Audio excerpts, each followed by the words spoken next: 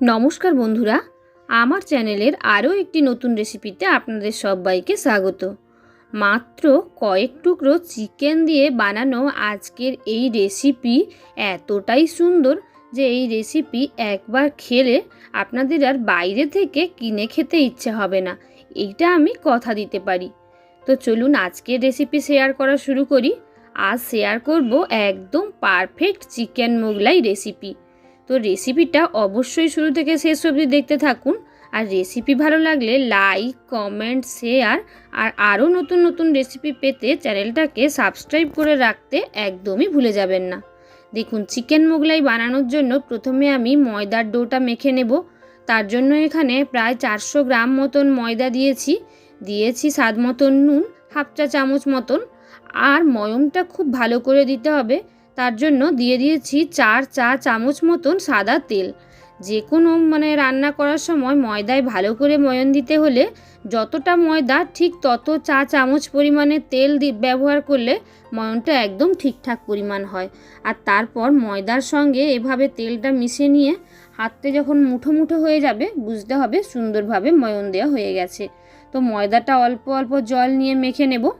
এখানে মোগলাইয়ের পুর তৈরির জন্য নিয়ে নিয়েছি কয়েকটা উপকরণ। একদম বোনলেস চিকেন, বেশিরভাগটাই একদম ছোটো কুচি করে কাটা, 3টে পেঁয়াজ ছোটো কুচি করে কাটা, আদা গ্রেটেড, রসুন গ্রেটেড, কুচনো লঙ্কা, ধনেপাতা কুচি আর একটু ছোট সাইজ করে কাটা ক্যাপসিকাম। তো চলুন প্রথমে পুরটা বানিয়ে নেব। চিকেনটাকে তার জন্য আমাকে রান্না করে নিতে হবে। তার জন্য কড়াইতে অল্প পরিমাণে সাদা তেল দিয়ে তার মধ্যে দিয়ে দিলাম কুচিয়ে নেওয়া পেঁয়াজগুলো। আর এখানে পেঁয়াজটাকে একদম খুব ভালো করে ভাজার দরকার নেই। পেঁয়াজটা হালকা ভেজে নিয়ে চারদিক দিয়ে সরিয়ে মাঝখানে তেলের মধ্যে দিয়ে দেব আমি আদা বাটা আর রসুন বাটা, গ্রেটেড আদা আর গ্রেটেড রসুন।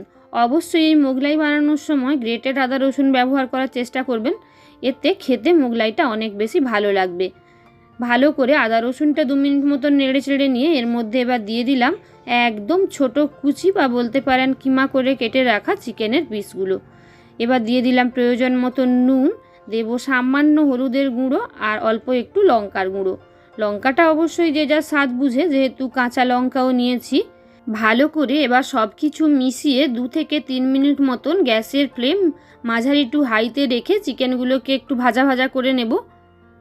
এবার এর মধ্যে মিশিয়ে দেব আমি কেটে রাখা কাঁচা লঙ্কা আর ক্যাপসিকামগুলো।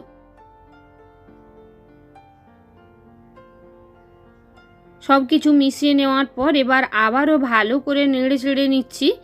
আর চিকেন, মশলা, ক্যাপসিকাম সব কিছু একসঙ্গে মিশে গেলে এবার এটাকে ঢাকা দিয়ে 4 থেকে 5 মিনিটের জন্য রান্না হতে দেব, গ্যাসের ফ্লেম একদম মাঝারি অবস্থায় রেখে। আর যেহেতু চিকেনটা একদমই ছোটো কুচি করে কাটা, তাই এই 5 মিনিটের মধ্যেই চিকেনটা একদম সুন্দরভাবে রান্না হয়ে যাবে। দেখো ঢাকা দিয়ে দিয়েছি। 5 মিনিট পর ঢাকাটা খুলেছি। দেখো চিকেন থেকে কিছুটা পরিমাণে জল বেরিয়েছে বটে, তবে চারদিকে হালকা তেলও বেরিয়ে গেছে। খুব ভালো করে সব কিছু মিশিয়ে নিচ্ছি। দেখো চিকেন একদম সুসেদ্ধ হয়ে গেছে। চিকেন আমার একদম রেডি মোগলাইয়ের পুরের জন্য। পুরো মিশ্রণটাই আরও একবার খুব ভালো করে নেড়ে চেড়ে নিয়ে ওপর থেকে দিয়ে দিচ্ছি ধনেপাতা কুচি। ধনেপাতা কুচিটাও ভালো করে মিশিয়ে নেব। চিকেনের মিশ্রণ আমার একদম রেডি হয়ে গেছে। এবার পুরটাকে ঠান্ডা করে নেব। এদিকে দেখো ময়দাটাও সুন্দরভাবে মাখা হয়ে গেছে। এবার এটাকে ঢাকা দিয়ে বেশ কিছুক্ষণ রেখে দিয়েছিলাম। এবার এটা থেকে লেচি কেটে আমি পরোটাগুলো বেলবো। তার আগে এখানে নিয়ে নিচ্ছি 2টো ডিম আর সামান্য নুন মিশিয়ে ফেটিয়ে রেখে দিচ্ছি।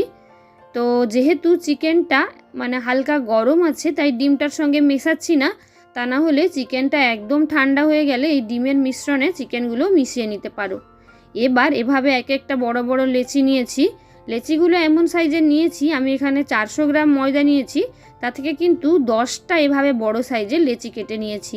আর এই লেচিগুলো বেলে যাতে এই যে দেখছো তোমরা চাকি, বেলনি চাকি, এই চাকিটার সমান বড় যাতে হয় সেভাবে নিয়েছি। এর থেকে বড় চাইলে কিন্তু তোমরা নিতে পারো, সেক্ষেত্রে আর চাকিতে বেলা যাবে না, কোনো টাইলস বা ফ্লোরের ওপর বেলতে হবে। দেখো ভালো করে একদম চাকির সমান করে পাতলা করে বেলে নিয়ে এর মধ্যে এবার ভরে দিচ্ছি আমি চিকেনের পুরটা। চিকেনের পুরটা মাঝখানে রেখে এর ওপর এবার দিয়ে দেব ওই নুন দিয়ে গুলে রাখা ডিমটা। এটাই বলেছিলাম, তোমরা ঠান্ডা হলে চিকেনের সঙ্গে মিশিয়েও নিতে পারো বা এভাবে আলাদা করে চামচে করেও ছড়িয়ে নিতে পারো।